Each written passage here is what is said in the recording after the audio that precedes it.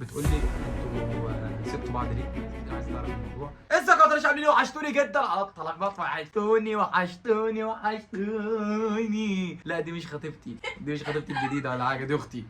بصوا يا جدعان حرفيا وحشتوني، بقالي شهر كامل ما نزلتش فيديو، يمكن شهر اكتر يا بنت. بقالك كتير قوي. بقالي كتير قوي ما نزلتش فيديو، عارف تحس ان انت فتحت الكاميرا كده مش عارف تقول ايه، بس كل اللي انا عايز اقوله ان انتوا وحشتوني. اشتركوا في القناه، ولو بتتفرج على الفيسبوك اشترك في دي عشان دي لسه جديده. فوصل الفيديو ده 10000 لايك يا ريت. انا بقالي كتير ما نزلتش، عارف اوصل 10000 لايك ولا لا، بس يا ريت يعني عشان نظبط الاضاءه بس. وجبنا لكم تاني. بصوا يا جدعان فيديو النهارده طبعا ناس كتير قوي انت بطلتوا تصوير ليه، حاجات كتيره بقى تخصني وتخص الناس كانت في حياتي. فانا النهارده نويت ارد على كل القص ده واحكي فيه شويه تفاصيل كده، واحكي فيه ليه كنت مبطل، ليه بعمل ايه اللي كان بيحصل، احكي لكم فيه حاجات كتيره قوي. فتابعوا معايا الفيديو ونشوف بقى. اول سؤال معانا، انت مرتبط؟ لا عندك عروض آلية ماشي.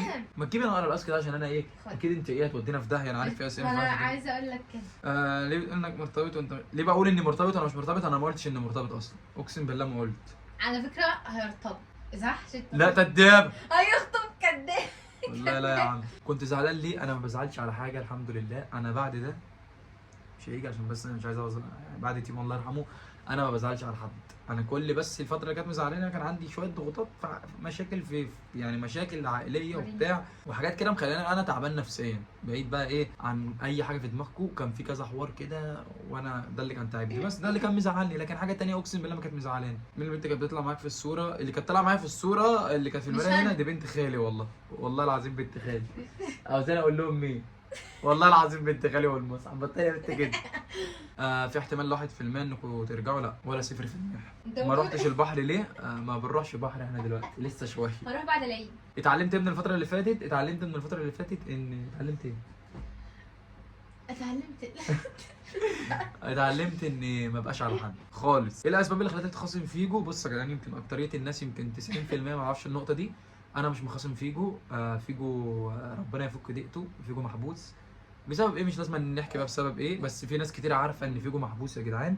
انا مش مخاصم فيجو، مش مخاصم اي حد في التيم خالص. بس انا من بعد وفاه تيمو حسيت ان التيم ملوش لازمه. عارف انت مش هينفع ارجع اصور في وسطهم تاني وفي واحد مننا ناقص، فانا ما حبيتش دي. ادهم في شغل ربنا يعينه بره السوشيال ميديا خالص، شغال شغلانه تانية خالص. انا بقيت زي ما انتم شايفين خطبت وبقيت بصور مثلا مع خطيبتي، مصاحب بصور مع صاحبتي، فكل واحد بقى في حاجه. فيجو ربنا يفك ضيقته محبوس بسبب مشكله برده عنده، وفيجو كان واخد سنه. انا مش حابب احكي في التفاصيل دي، يمكن حد من اهله يشوف الفيديو فيزعل مني، بس انا لازم اقول لكم لان ناس كتير قوي بتسال عليه. فهو واخد سنه وخلاص قرب يخرج، المفروض خارج الشهر الجاي، فربنا يفك ضيقته ويعديها له بالسلامه.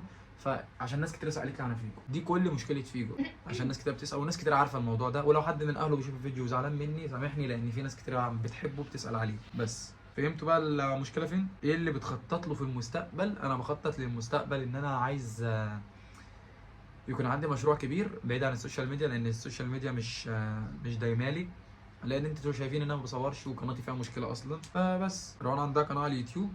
انت عندك قناه؟ عندي قناه وانت واخدها منك لله. حسب الله ونعم الوكيل. عندها قناه على اليوتيوب. روان اختك تطلع معاك تاني هي قاعده جنبي ايه؟ هطلع ايه؟ ما اطلعش هتطلع ليه؟ ان شاء الله معايا. ما اطلعش ليه؟ وطالعه بايديا عشان مش قادره اقوم البس الطرح. اقرب صديق ليك ما عنديش اقرب صديق ليك أنا. كلهم صحابي يعني عادي. انا بس انت انا ايه اللي كان مخليك ما بتصورش الفتره الاخيره دي؟ بص انا اقسم بالله من فتره انا مضحوك عليا حوالي في 100000 جنيه. والله العظيم افتقرنا اتضحك عليا في 100000 جنيه لاسباب كتيره بقى. ناس كنت واثق فيها ممسكها شغلي بعيد عن بسام عشان ما تفكروش بسام صاحبي واخويا معايا دلوقتي. فكان ناس كانت ماسكه شغلي كلوا عليا فلوس. حسبي الله. قناتي كنت انا ماضي في شركه، ولما سبت الشركه قناتي رجعت من الاول وجديد. عارف انت كانك لسه بادئ من الصفر. كانت في فلوس في القناه فبرضه راحت عليا. يعني انا بصور الفيديو ده يعني كاني اول فيديو اصوره على القناه. فاهم حاجه؟ يعني كل اللي كان يعني مش عارف اوصل لكم ازاي. ففي كذا مشكله في حياتي وقفت لي حاجات كتير قوي، يعني حاجات كتير راحت عليا بسبب برضو ان انا بقالي شهر ما صورتش والقناه وقفت ربح، وقبل ما خليتها ادفع الربح من الاول وجديد، وكان موضوع صعب. موضوع انا لو حكيته هتتعرف. معلش. في ناس بقى سؤال تاني بتقول لي انتوا سبتوا بعض ليه؟ في ناس كتير عايزه تعرف الموضوع. اخواتي قبل ما نكمل الفيديو هسيب لك لينك في اول كومنت. لو انت عايز تفتح اي شبكه واي فاي حواليك ومش عارف تفتحها، اول ما هتحمل البرنامج ده هتعرف تخترق الشبكه وتفتح يا باشا الواي فاي اللي حواليك. يلا بينا، اللينك في اول كومنت. انا مش عايز احكي في الموضوع. احنا حرين. احنا حرين. احنا حرين. احنا حرين. بص انا مش عايز احكي في الموضوع عشان ما حدش يقول لي انت ما عايز تاخد ترند، عشان ما حدش برضو يقول لي انت مستغل الموضوع فعايز تحكي عليه بقى عشان تقفش مشاهدات. بقى كتير ما صورتش، لان ده هيتقال من ناس قريبين مش منكم، هيتقال من ناس قريبين. انت بقى مش لاقي حاجه تعملها، مش لاقي حاجه تصورها، فانت رحت داخل ضارب دي في دي اللي هو ايه سبب انفصالي، فانت تحكي عن الموضوع فتقفش مشاهده. انا مش هسمي العنوان كده خالص، هما مش عاملين الموضوع مش تاني هسمي العنوان سبب انفصالي خالص عشان المشاهدات. يعني انا حابب اتكلم مع اخواتي. حلو، انا مشاكل شخصيه. ما انتوا كنتوا خاربينها فيديوهات وحب وصور عادي. تامر حسني متجوز ضل في غمضة عين ومخلف بقالهم كام سنه يا بنت؟ كتير. بقالهم سنين، 13 سنه 4 مش عارف كام سنه، بس مطلق. واللي كان وتامر حسني متعلق بولاده ومتعلق بمراته وطلق. ليه بقى؟ حد راح قال لهم ليه؟ اكيد مشاكل عائليه ومشاكل شخصيه. تامر سيجا بتصير عليها مختاريه.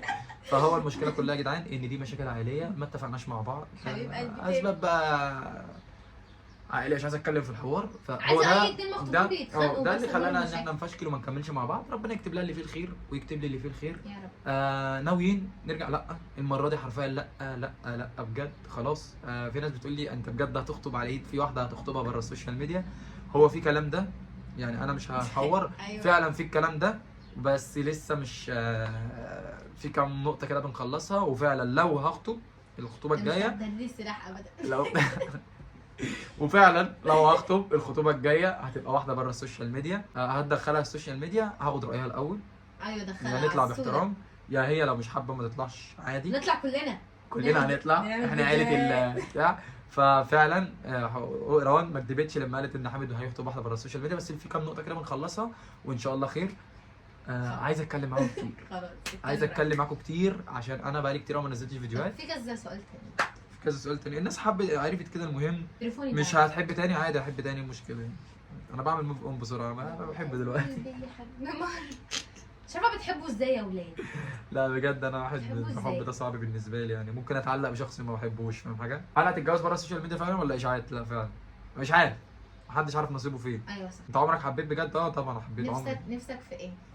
نفسي في ايه؟ نفسي الناس تسيب الناس في حالها. نفسي الناس فعلا والله العظيم نفسي الناس تسيب الناس في حالها. مش هطول عليكم، كفايه كده عشان ما برضه ما ارخمش عليكم. ويا رب الفتره الجايه اصور لكم فيديوهات كتير.